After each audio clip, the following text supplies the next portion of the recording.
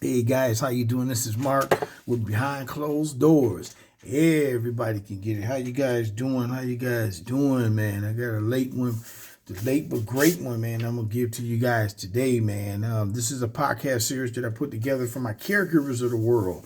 People that care for people that cannot care for themselves, right? That can range anything from special needs. That can be, and mental issues. That can be elderly care, and that can be special needs as well.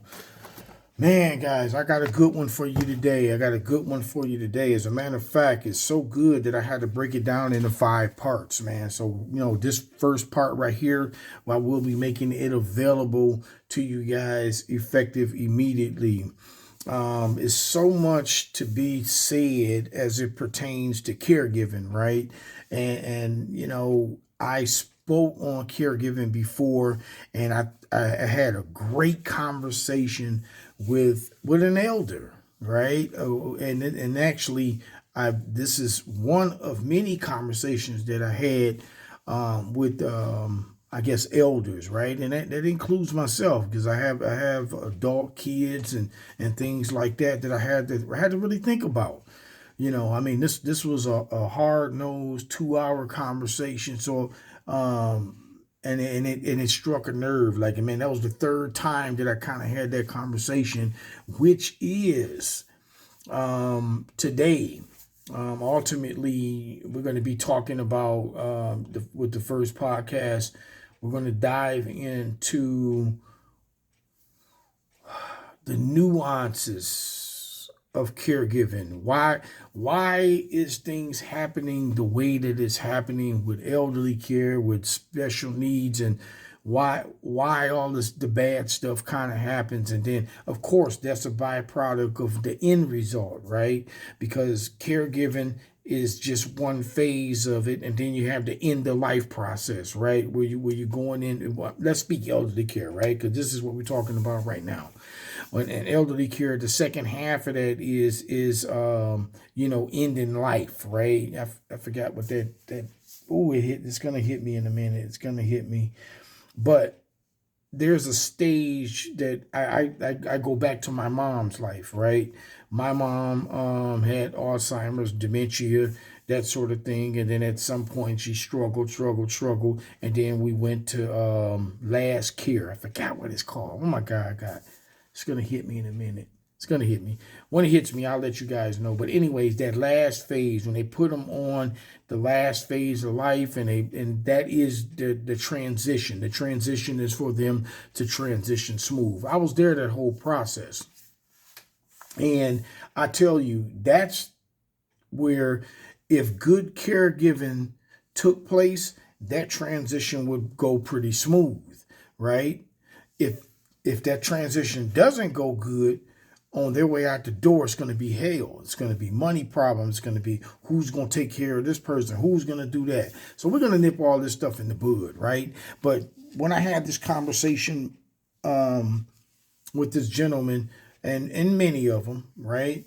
One of the things that I had to put together was episode 1, right? Culture comes before why caregiving breaks before it even begins, right? I thought that before we even get into processes and who does what and this, that, and other, I said the culture had to change, right? And the reason why this came up in the first place is because I have a following all over the United States, right? Have different perspectives on caregiving and taking care of special needs. Everybody have a different way of doing it. But as it pertains to elderly care, it was almost we take care of our people unreligiously. We don't send them to a home. We don't do any of that and blah, blah, blah.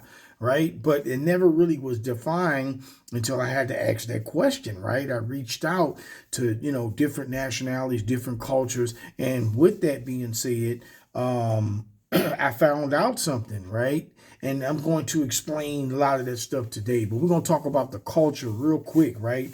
Let me get into a couple of little focus points real quick. And oh, guys, I'm sorry. I do like to lay the groundwork. I am a sandwich caregiver myself. I have a 11-year-old son with Down syndrome, autism, ADHD, and then I have had a mom that she passed away early 2025.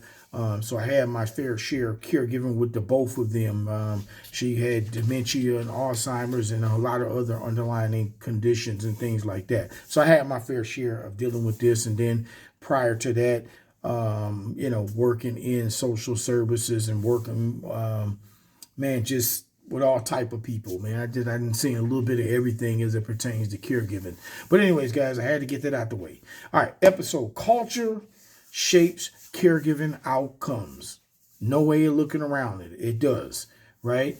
Caregiving crises don't start at illness. They start in family dynamics, right? I'm about ready to dive in. If culture doesn't change, care will always fall apart.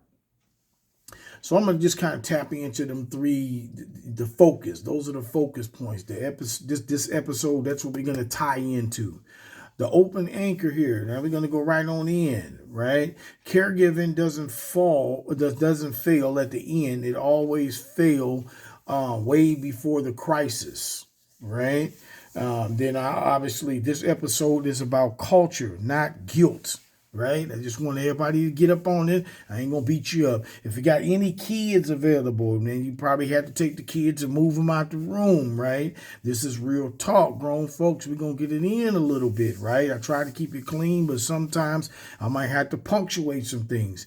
If we don't talk about it this now, we'll reap it later. And just like I told you, that whole scenario with bad caregiving, it extends over to the afterlife, which I still trying to remember that. Was it bed rest or something? I can't remember, guys. Well, maybe you can help me remember that.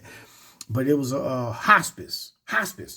Bingo, that's it. Hospice. When my mom was on hospice, those latter part of her days and all that kind of stuff, that transition was happening. It was a lot of stuff. And I'm going to talk about this, but that's like I said before, in order for us to tackle that whole conversation about caregiving and why people ain't taking care of people and all that kind of stuff and all that, and why do all the hell break out at the damn funeral, why people are dying and not having things together. I'm guilty of my damn self. It made me want to get into my situation and make sure that I'm okay, right? Transition core points, right? Culture is the foundation. Culture defines expectations, roles, respect, responsibility. If culture is broken, caregiving becomes chaos. Care doesn't magically show up when health declines, right? Well, that taps into, okay, I got this fear for me to say this one here. When it talks about expectations, growing up in our culture, there was no expectation of taking care of the elderly care, right? There wasn't any expectations of taking care of people who can't take care of themselves, right? There was no roles defined. There was no role. Those conversations never even took place, right? It just happened, right? Respect. Oh man, I'm gonna really get into that respect them. This was one of those conversations we hung on for about 45 minutes when we had to talk about respect, right? Responsibility, right? There's no responsibility as it pertains to that. Number 2, the American caregiving pattern, right? We're talking American, right? One person setup. One person does it all. Everybody fight over it. Usually one person that kind of steps up to the plate. Everyone else steps back. The caregivers become exhausted, isolated, and criticized. Everybody has opinion. Nobody has time. Okay, I can say a couple things that kind of wrap into one and two. As we talk about responsibility, we talk about culture, we talk about all that kind of stuff. That's really happening, right? And the conversation that I had, like I said, with all due respect, it was with an elder, and I had to make notion and make my point where I think here's what happens. I'll give you guys a scenario, right? Let's say we have a parent, right? Parent gets old, kids get older, they're grown, right? Kid leaves home, or for whatever odd reason, they stop talking, they stop communicating, they have no relationship, nothing's there, right? 30, 40 years later, mom, dad starts to get falling apart, doing what they do best. They get old, shit happens, right? So now they get into a little funk where, Alzheimer's, cancer, and everything else may come into play. Now you're gonna expect a kid that you had no relationship with for 30, 40 damn years and to come back into the picture and everything's supposed to be A-OK. And culturally, it's almost like disrespect, that, hey, this is my mom, this is my dad, I got to take care of them, right? That's just the culture, right? But my rebuttal is, and that tied into respect as well, but my rebuttal is, what happened to those parents that treated the kids or disconnected the kids or treated the kids like shit, and now you want the kid to come into your life and really honestly take care of you, right? Now you put yourself in that sort of position, right? We have to be able to formulate those relationships with our kids, right? And as they move into adults, now I'm not viewing them per se as a damn kid. They're an adult. Now we got to have that kind of conversation as borderline friends at some point, right? We got to have some kind of working relationship where I can be able to have some good conversation, because I look at my situation when my mom passed, right? I mean, we were tight until I left home. But after I left home, life went on, I moved on, whatever the case it is, right?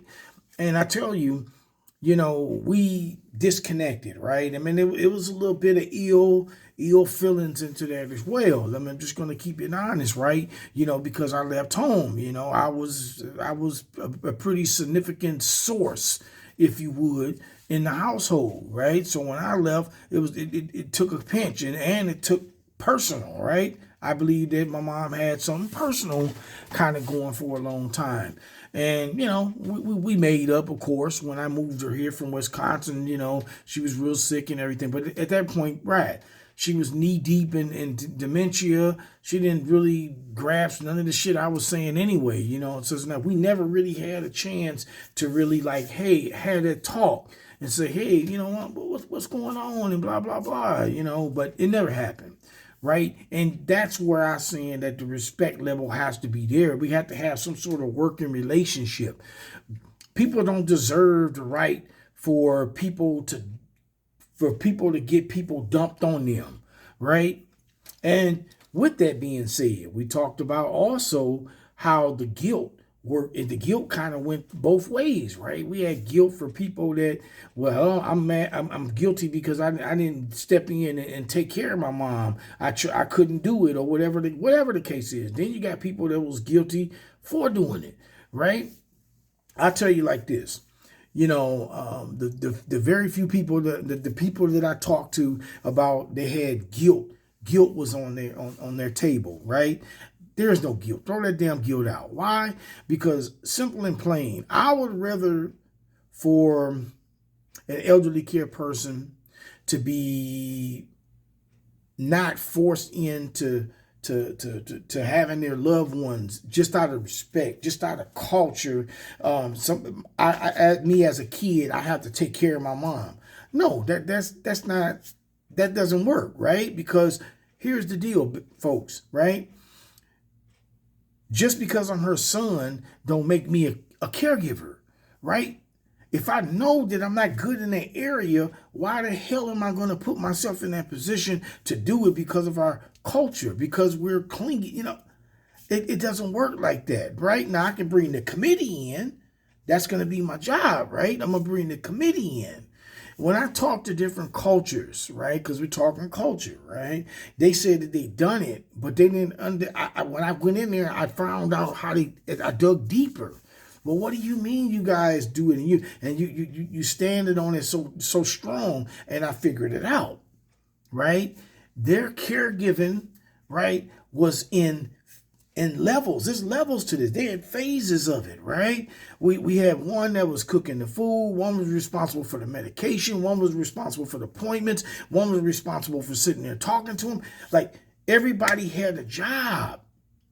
Now I said, oh shit, on top of part of their culture is they're actually talking about this kind of stuff. Like, this is what's going to happen. So ideally in America, what generally happens is it usually falls on one person, one or two people, right? They get bogged down, they lose their job. Next thing you know, they're losing their job. Now they have to tap into the resource bank of getting paid because they need to get paid. Damn, I lost my damn job. But now you got to explain to the other 5 or 6, other 4 or 5 brothers and sisters and cousins and all this other bullshit. Like, you gotta explain yourself to them about money. Well, I wouldn't. I'm not explaining myself to nothing to nobody. Right? When I'm gonna do what I do, right? Because if you're not there, if you ain't changing no diapers, if you ain't getting no meds, if you ain't cooking no damn food, if you ain't doing nothing, you ain't washing no clothes, you ain't doing none of that, you ain't being moral support, you ain't doing none of that, deuces. The hell on out of here. Ain't nothing for you. Ain't nothing for you to even say. And this just gonna kill that conversation in the end. Where if he or she did leave something, right? Don't even open your damn mouth. Right? If you ain't part of this equation, get with the equation. So we got to change that culture. That has to start when we're parents and we're kids and we say, hey, look, this is what we're going to, this is what's going to happen. Mom, dad's going to get older. Uncle's going to get older. Grandma's going to get older. Whatever the case it is. Let's have that conversation right now. Let's start developing that relationship, because it's going to be too late when you 70, 80 years old and you full of dementia and you full of all these other stuff. And now you're trying to cultivate it. That ain't going to happen. You an asshole now. You're in the asshole category because it's just part of dementia, Alzheimer's, and being sick and all that kind of stuff. So, I keep it real, folks. I keep it real. I don't know no other way of doing it. Number 2, like I told you before, the American culture, one person steps up, right? I just talked about all that kind of stuff. In the end, everybody has an opinion, but nobody got time to do nothing. Caregiving is rarely shared.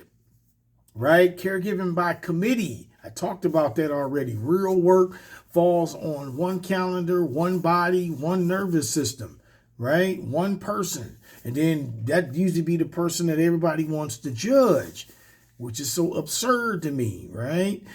When money enters the picture, trust breaks, motivation question, caregiving becomes a chaos, right? And they right. When money. I can say this, man. I know this probably sounds like super damn weird, but man, at one point I was kind of upset that my situation with my mom and the finances and all that shit didn't work out, right? I had a lot of stuff I had to spend. It was just chaotic as hell from a financial standpoint, right? Wasn't nothing set up. The insurance and stuff had to get dealt with. All kinds of stuff, living arrangements, all that kind of stuff, right? It fell on me, and I wasn't prepared for that at that time. I mean, literally took savings and every damn thing. Did anybody give a damn? No, very few. There was very few. I had a handful of people that actually stepped up, and I appreciate every last one of them that did so. But man, like, ooh wee, it was hell. It was hell, but here's the flip-flop to it. I'm kind of glad she didn't have shit, right? Because now it ain't nothing to fight over. Very little to fight over.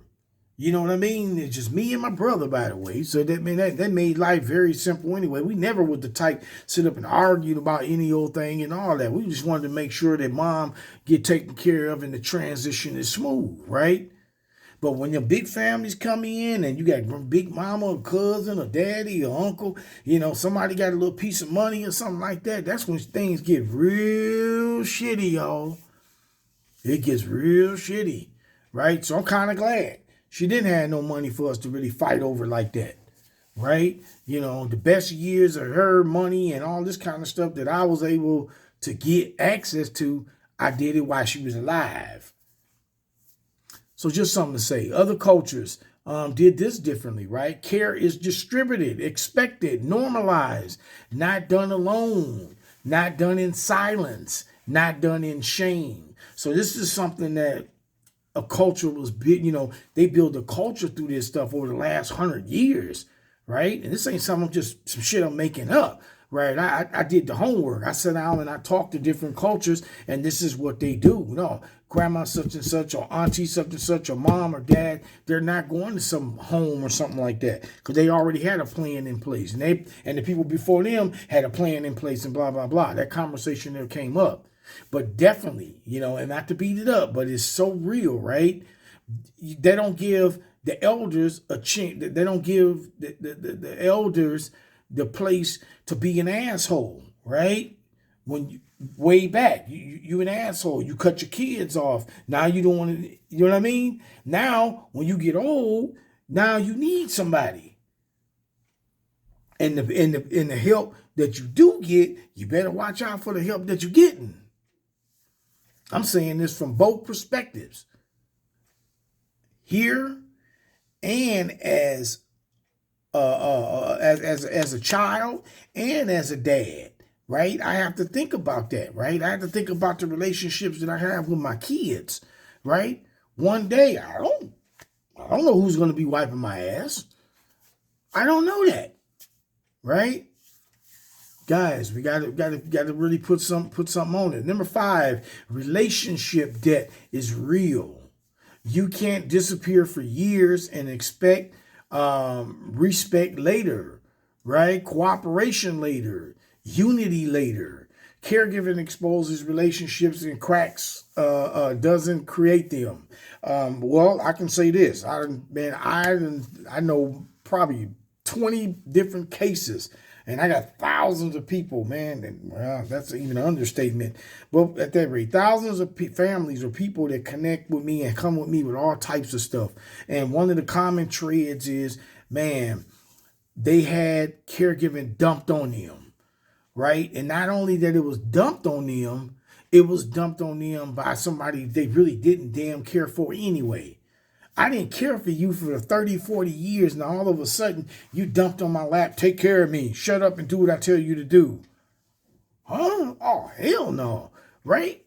I don't give a damn how old you is in life, right? If you want respect, you got to give some damn respect. And it takes that respect has to go all the way back. Not when you in bad shape and you got all these things going on with you and you expecting to get something. Ooh, man, come on now. Ain't nothing worse than an old damn fool. Don't do it, y'all. Number 6, adult children, right, equals children, right? I'm going to tap into that one. Parents struggle with this shift. Loving your child, liking them. If your relationship doesn't evolve, communications break, expectations stay unspoken, resentment grows. I'm going to sum that shit up. All right, so here it is. At the end of the day, with my mom, right, when I left my mom. I inherited Virginia, right? Over the years, we didn't cultivate them relationships like that. Both of us was wrong. Both of us was wrong. Ain't no she was wrong. But at the end of the day, as an adult, those conversations and stuff should have been coming, right? It's resentments, it's this, it's that. That's too, we grown people. What the hell is going on here, right? That's a conversation that needs to be had, right? And we never had it. Right? So I never had a chance to really meet Virginia. I only know my mama, right? Our relationship was totally different. We have to give our children the opportunity to learn us as an adult, right? Yeah, it's not you their friend. It's not you. Kill that nonsense, right? Right? Because all that stuff that get yak that everybody want to go through, that's respect and keep the kid in the kid place and all. Oh, okay. Caregiving is kind of cool. It's kind of almost like death, right? It's not a matter of if. It's a matter of when. Your ass is going to need some caregiving or you're going to be doing some caregiving. Either way it go, somebody going to take care of somebody. It's going to happen. So we got to fix that, right? We have to cultivate better relationship with our kids. And it's so funny. I said this, and this right here kind of like took our conversation that I was talking with at that time, the gentleman I was talking to. I said, you know, when you think about all the kids and everything that you got, man, they always say that when it comes down to it, man, and you sick or you in them kind of situations, you know, when the shit hits the fan, they say that it's always the kid that you least expect be the one that come there rubbing your feet. They're coming there looking out for you. They're looking at the one that you think you sizing up and you think that's the right person. You got it all pegged out. Now that person done got married. Now that person's on drugs. Now that person is in jail. Now that person done changed their mind about your ass. You feel me? That's the reason why no matter how much of we might got kids that we don't like or we don't connect with, we need to be making sure, hey, you know what? This is my time for me to try to learn them as an adult, right? Because it's an old thinking, right? It's an old thinking. Once the kids out the house and they gone, you know, we catch each other doing holidays and shit, and that's it. Well, if you cultivate that sort of relationship, when the shit hits the fan and it's on you, right? Number 7, the conversation that sparked this, right? Like I told you before, guys, I was talking with somebody, you know, that slash father, grandfather to me, right? And then before that, 3 other cats, right? Same thing. Truth landed. Nobody was offended, right? You know, and it's so real because I'm sitting in a kind of a weird situation, right, in my life, because growing up historically, most of the friends that I had in my life were way older than me. They were old enough to be my father and almost grandfather, right? I mean, literally, I got 70 and 80-year-old friends. I'm 50 something, you know what I mean? So it's like, that put me in a different position to talk to them, right? I'm young enough to be their kid, but at the same time, I'm still a partner. It's a weird dynamic, right? The older generation aren't hearing this enough, right? Culture has to change. Culture change has to happen before carers even get there. Before I get on my last leg, I want to make sure that I got a relationship. Let me man this shit up. Or, hey, man, you know what? I know I ain't been much of a daddy, but I think it's about that time for me to start being a daddy. You know, I take that back. No. Not being a daddy. I think it's about time for me to come in and, hey, you know what? Let's figure this thing out. Now we passed the daddy shit, right? Now it's more of a working relationship. We friends or we family, you know, however you want to look at it, right? I know it's a weird little disposition, but man, at that rate, I don't think I can't pick up a kid at 18, 19, 20 years old and now I'm stepping in trying to be a daddy. No, it doesn't work like that. Now it's about time for just being a family member, just being friends at that point, right? Because that's what you're going to die with anyway. Real talk moments, right? This is the last. We're just kind of running out of here, right? Real talk. Caregiving isn't about who loves more. It's about who shows up, right? You know, people talk that talk, right? If you don't build relationships now, caregiving will be forced later. You want forced care on you? You want somebody dealing with you, or you putting somebody, man? We just really ain't no more that this is the way I am. I'm old. This is the way I am. Now you need to get out of that shit.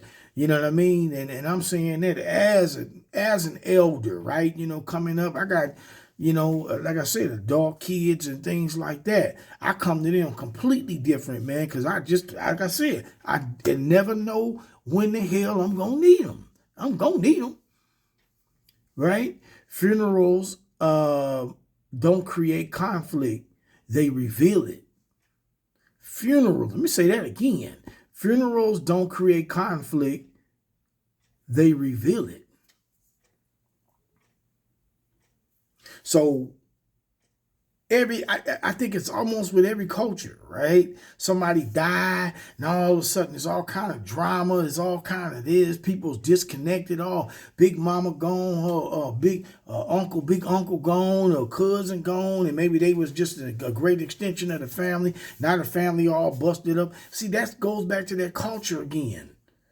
That goes back to the culture. And really, you can't do it by going to round up all your first cousins and your second cousin. No, you got to start right there in your damn house. That's gone. That's a wrap. Trying to make something out of that, that's a wrap. That's gone. The only thing I can do now is sit at my address, 7230. That's the only damn thing the only family that I can make sure that I'm going to make sure that I connect with. And my immediate kids, immediate kids, even if they in different states and stuff. Yes, that too. But, in your household, my kids, right?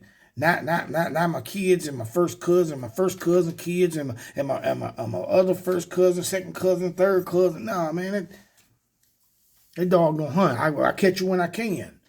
Because if we communicate like that, then that's cool. But if we don't communicate like that, why the hell I'm gonna wait till I'm 40, 50 years old, try to make something of it? It's a wrap. But anyways, guys, this is part one. We talked about the culture. The next episode, remember I told you we're gonna have to break this thing up because it's a long conversation, but it's damn sure need to be talked about. So today was all about the culture, and we'll be having those notes as well. I roll all that out to you guys. The next episode, why one person always carries the load, right? Money, funerals, family conflicts, how to fix this before it becomes a crisis. So guys, look at your family culture. What's being avoided, right? What needs to be done? Who's the asshole? Who's the asshole that's breaking that thing up? I call it like it is, guys. Whatever. You don't like it, take the channel, change the channel, right? Because somebody's an asshole. That's usually what it comes down to. That's why the relationship is not connecting the way it is. Get rid of stuff. Life is too short to be holding grudges against people and all that kind of stuff. Who's expected to set up without being asked, right? What conversations need to happen right now? If we don't change the culture, caregiving will always break someone, right? Repeating that cycle all over again. And usually it's the one who cares the most. The one who cares the most is the one that get beat up the most. Right, guys? So that's that, guys. I just make sure I wanted to share that with you.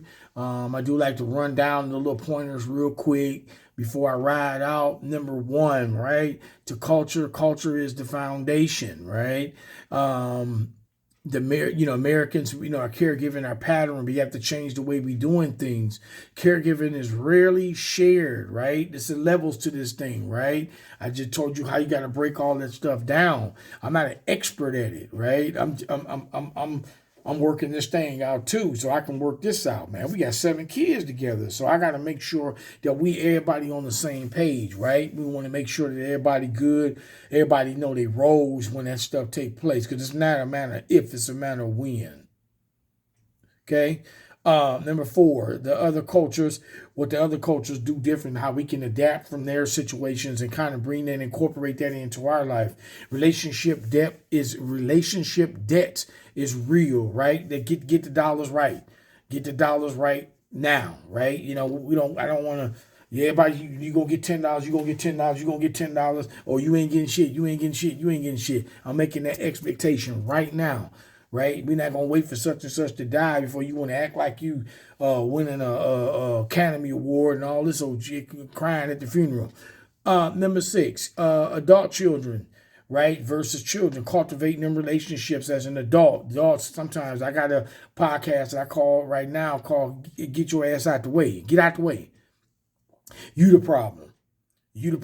Get out of your old ways. You're going to have to cultivate and try to get them kids into your life. The ones that is, I guess, worthy of it, right? Some kids are assholes, right? And you can't fix them. You knew that when you had them, right? I love you, but I don't like you. Number 7, the conversation that sparked it all, right? You know, the conversations that I had through you guys, right? Through Caregivers Chronicle, all the conversations and things that I have through you guys, through my podcast, through the group and everything, right? I thank all of you guys. Continue to keep going. Do more than like, guys. I appreciate you guys liking us, and y'all liked us all the way to the point where we became what we are, right? But now let's talk now. Let's talk now, right?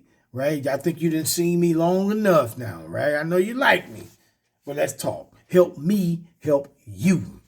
Let me say it again. Help me help you. Open your mouth. Participate. Get in the groove, right? We got to talk about this stuff, guys. And it take somebody to open their mouth and to say something. So, guys, I hope this information does serve you right. Once again, be looking for part 2. I will be tapping in. Oh, my God. I had it here and then it fell off. But, yeah, I will be doing part 2 to this as well within the next day or so. But, yeah, this is part 1. And thank you guys for chiming in. Hopefully this information helps you. Guys, also, man, appreciate it. If any of this information is resonating with you or helping you out or you're connecting with you, I mean, please, it all do because, hey, shoot me something, shoot me some love, some kind of way, right? You know what I mean? Because that's what helps, keeps these platforms going, keeps me connecting and everything, guys. So, hey, I appreciate you guys tapping in. That's this episode of Behind Closed Doors. Everybody can get it. I'll holla.